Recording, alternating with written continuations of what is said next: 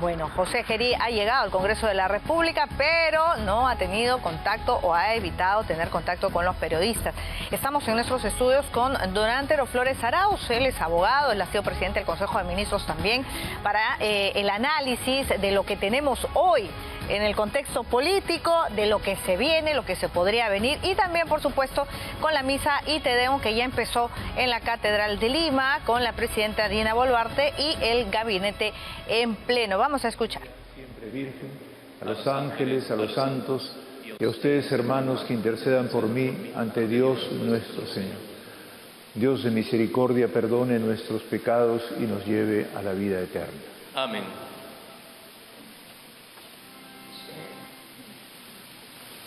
Señor, ten piedad. Señor, ten piedad. Cristo, ten piedad. Cristo, ten piedad. Señor, ten piedad. Señor, ten piedad.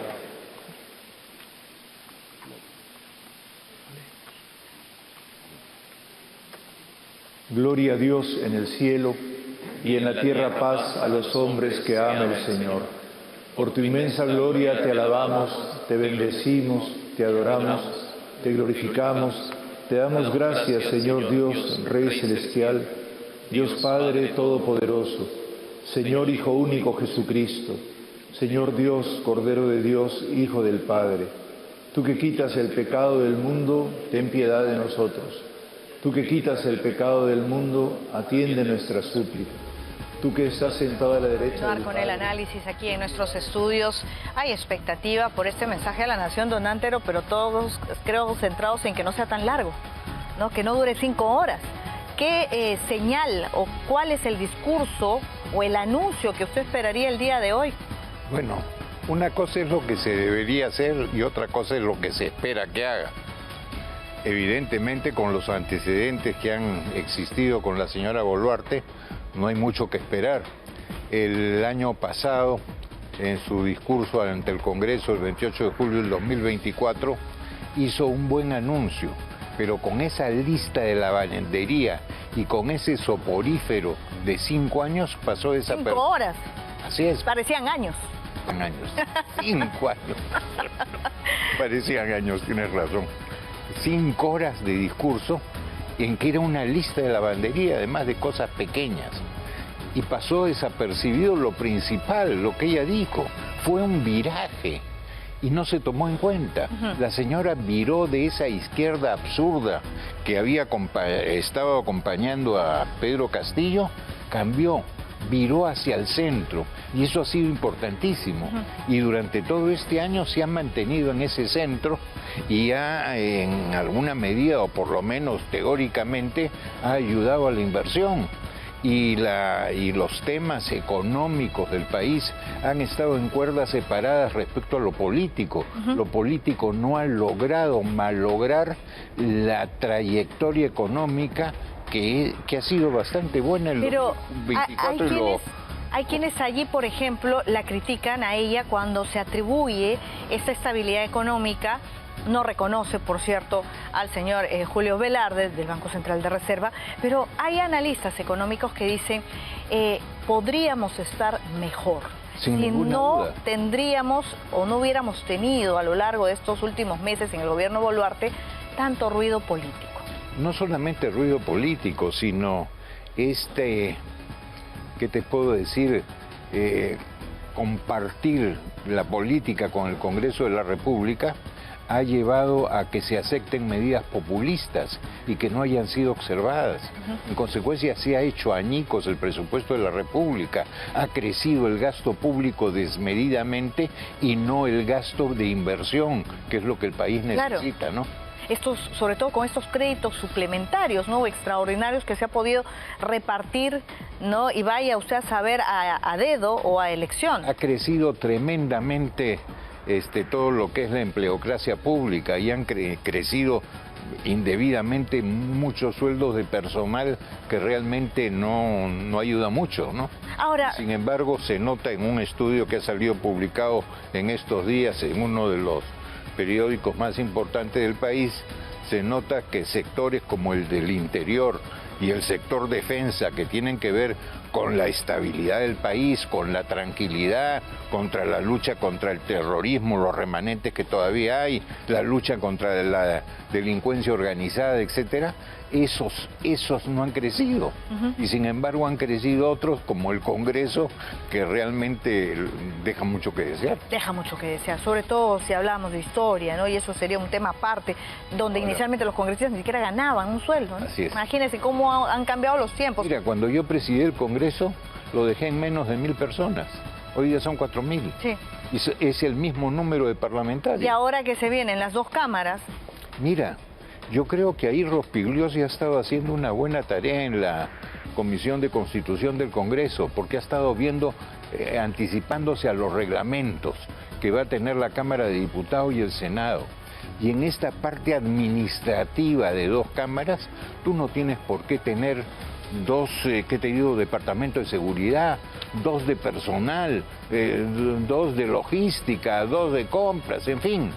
Tú lo único que necesitas duplicar es el oficial mayor, porque son dos cámaras diferentes, y los relatores, porque muchas veces funcionan en simultáneo las dos cámaras. Pero ya empezaron con los gastos, inclusive en la construcción o en la habilitación de edificios. No es necesario, existen de sobra. Antes tú funcionabas con una o dos personas y ya era bastante. Claro. Y muchísimo antes no tenías ningún asistente siquiera. Vamos a seguir hablando del Congreso de la República, pero déjeme cerrar esta parte que tiene que ver con el mensaje a la nación. ¿Qué señal, qué gesto esperaría usted el día de hoy? Bueno, no espero ninguno. Pero si yo estuviera en los zapatos de la señora Boluarte, oye, en este momento aprovecharías, te lo han puesto en bandeja, el Sistema Interamericano de Derechos Humanos, de entrometerse en los temas del Perú y prácticamente decir que si se promulga la ley de amnistía, ellos seguirán reventando. Este es el momento de decirle, paren ustedes la mano. Y de una vez ha habido una ley del Congreso, aprobada en el Congreso, que se ha mandado al Ejecutivo, mediante la cual se nombra una comisión para evaluar todo el sistema y hacerle las recomendaciones a la OEA. Y si no te aceptan las recomendaciones que estás haciendo para hacer cambios que son indispensables, pues te vas, te retiras, denuncias.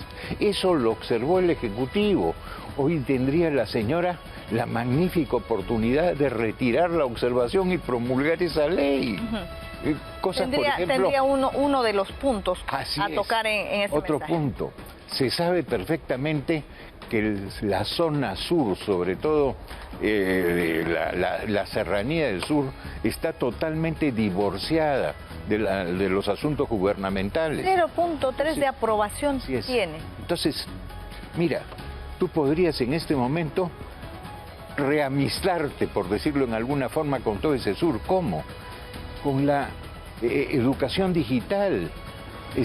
Estamos atrasados, no hay los vocablos digitales, en consecuencia siempre van a estar atrasados mientras ellos no exista, y lo ha señalado una y mil veces José Linares Gallo, que está detrás del asunto.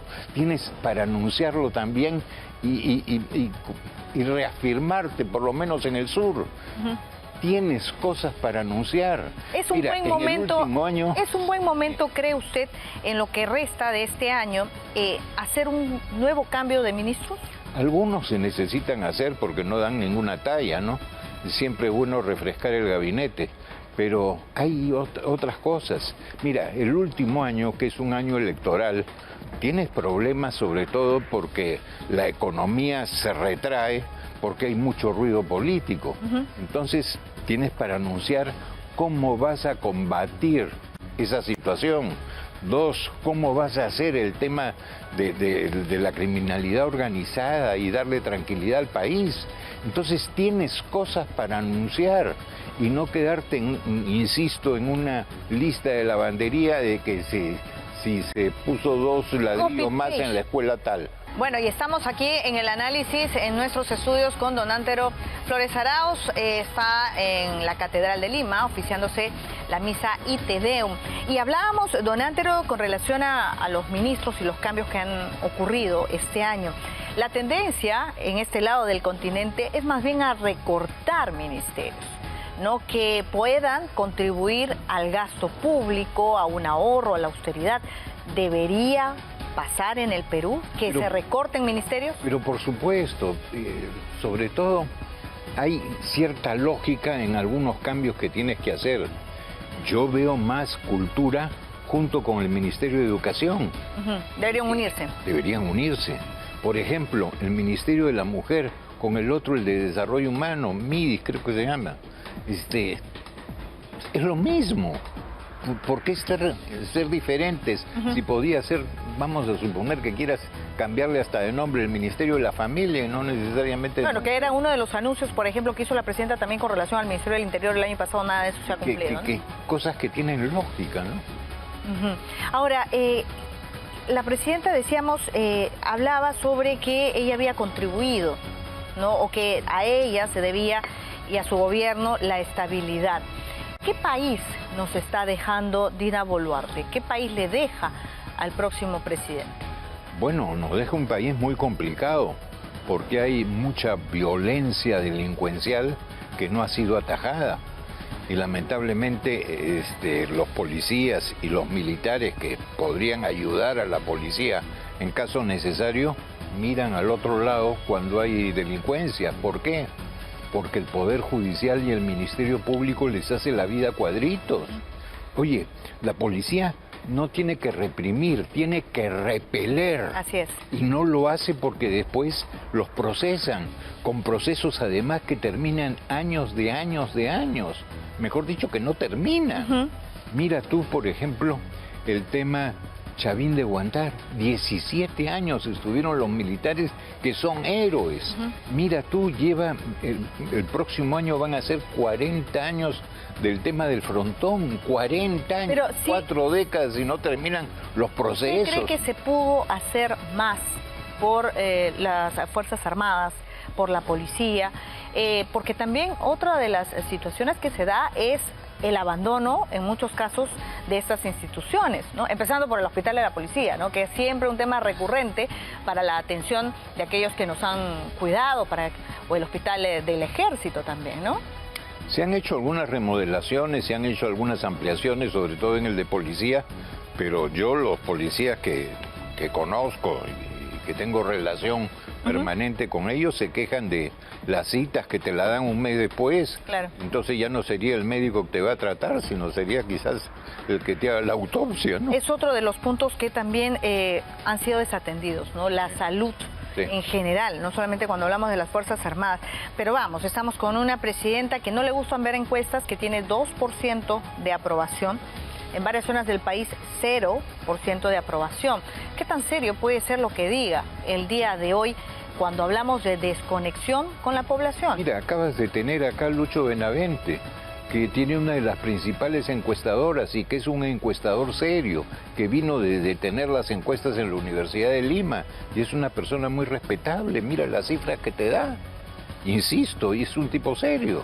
Entonces, no es que te maquillen las cosas para molestarla, no, esa es la realidad. Pero si es una presidenta que no viaja, porque está siempre en el ojo de la tormenta cuando va a algún lado, porque la población tiende a rechazarla. Mira, ya está en su último año y no podemos pedirle peras al olmo. Mal con ella, peor sin ella, dice usted. Sin ninguna duda, sin ninguna duda.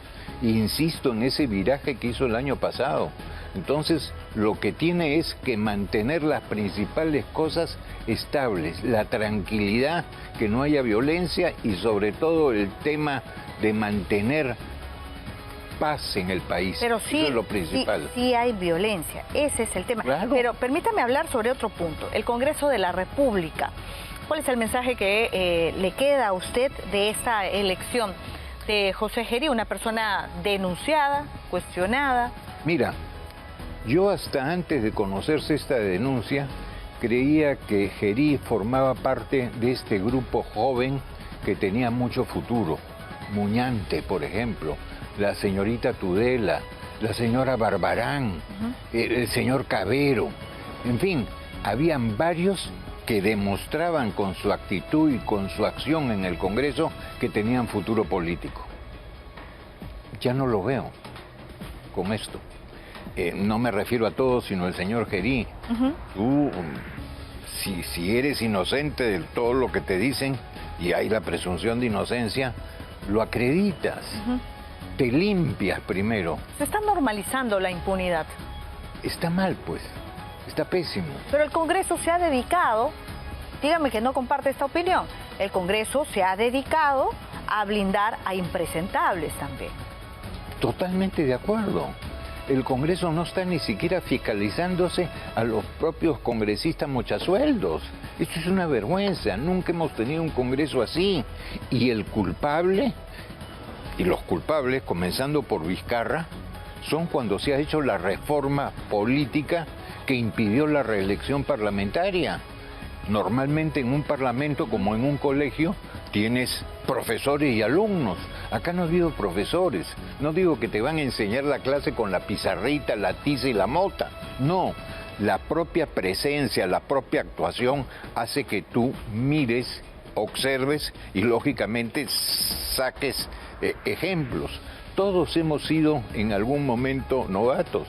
Yo entré al Congreso en el 90 y estuve hasta el 2016, pero cuando entramos en el Congreso, en la Cámara de Diputados, tenías un Ramírez del Villar, en el Congreso tenías un Felipe Osterling, tenías un Ernesto Alaiza, tenías un el Luis Alberto Sánchez. Eran otros siempre. Entonces, Aldo Orlandini. Uno puede llegar al Congreso, escucharlos y verlos. Sí, claro. Era una enseñanza y un aprendizaje. Don Antero, pero antes se cuestionaba al personaje, al político que llegaba y que no conocía, por ejemplo, sobre el reglamento parlamentario. Ya era un poco cuestionable el asunto, ¿no? Pero hoy por hoy no estamos hablando de novatos, estamos hablando de gente que al año ya de pronto comienza a registrar desbalance patrimonial. Es el caso también de Gerí, como presidente del Congreso de la República. ¿Cuál es el mensaje internacional que se está dando? Muy malo, muy, muy malo. Te pone en un tema de república bananera. Y la república bananera como sistema, a eso iba luego, porque de pronto tienes que se utiliza hasta el hartazgo la palabra democracia. Estamos en una democracia, se dice, ¿no? Pero realmente los hechos, ¿qué sistema nos están mostrando? Cuando tienes una presidenta que no habla, se encierra a periodistas, se denuncia a periodistas desde el Ministerio Público, se elige a un denunciado por violación sexual, por desbalance patrimonial, etcétera, como presidente de otro poder del Estado. Estamos frente a una degradación institucional donde la democracia parece ser el término amañado. Y algo peor, que lo habíamos comentado en una interrupción para las imágenes. Ya nos pasó en el 2021. La reacción de la gente contra los políticos y contra la política se materializó en la elección de Pedro Castillo. Y eso puede volver a pasar si es que no se terminan con los egos de algunas personas y se busca alianzas y otros arreglos políticos. Si no, vamos a tener resultados muy... ¿Un populismo radical, dice usted? Sí, puede haber. ¿O autoritarismo? Puede haber también. Por eso es necesario que se reaccione desde los sectores realmente demócratas para tener un país mejor y una conducción mejor. Oye, somos un país que tenemos todo, por el amor de Dios. Y nos falta el capital humano que haga rendir frutos a todas estas maravillas que tiene el Perú y que otros países nos envidian. Y pudiendo estar en una situación muchísimo mejor, no la estamos por estas luchas absurdas que vemos todos los días y esta violencia que no le ponen coto, ¿no? Una pregunta final. Usted hablaba sobre lo peligroso que resulta esta desconexión, sí, claro, ¿no?, de la clase política en general con la población. ¿Qué tendría que presentar los candidatos, en este caso, o qué tendría que hacer el próximo presidente para que se recupere esta confianza, ¿no?, esta legitimidad en todo caso? Porque claro, se habla de que si la presidenta Boluarte ha sido elegida, qué sé yo, en elecciones y tal, y hubo una transición, es legítima. Correcto, pero hay desconfianza. ¿Qué tiene que hacer el próximo presidente? Primeramente, ser un buen candidato y no simplemente tratar de enamorar, sino ser lo suficientemente crítico con lo sucedido y las mejoras que va a hacer para que no continúe lo que ya nos han acostumbrado en los últimos años. Tiene que primero ser candidato, un buen candidato, y que ofrezca lo que sea factible, no mienta, lo factible, lo lógico, lo aceptable, para cambiar este país, ¿no? Ay, tarea muy complicada. Es complicada, pero hay que hacerla. Antes de ser presidente tienes que ser candidato. Claro que sí. Don Antero, como siempre, un placer. Con gusto. Le había preguntado si estaba o no tentado a volver a la política, me ha dicho que no. Respeto mi vida. Primeramente mi mujer me mata. Lo entiendo. Gracias, don Antero. Gracias por haber estado con nosotros.